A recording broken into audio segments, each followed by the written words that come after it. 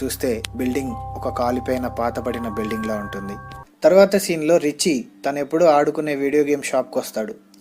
అక్కడ తనకి Penney vice కనిపించి కొద్దిసేపు భయపెట్టిన తర్వాత రిచీ అక్కడి నుండి పారిపోతాడు.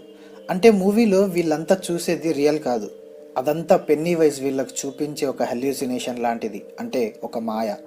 నెక్స్ట్ బిల్ సీన్ స్టార్ట్ అవుతుంది. బిల్ చిన్నప్పటి సైకిల్ ఒక సెకండ్ హ్యాండ్ షాప్లో ఉంటుంది.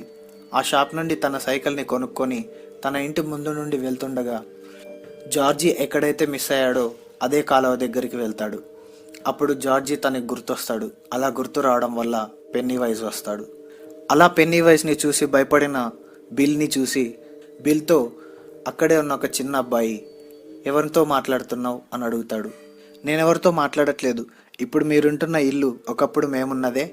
నువ్వు మీ పేరెంట్స్తో ఏదో ఒక అబద్ధం చెప్పి ఈ టౌన్లో నుండి వేరే సిటీకి వెళ్ళి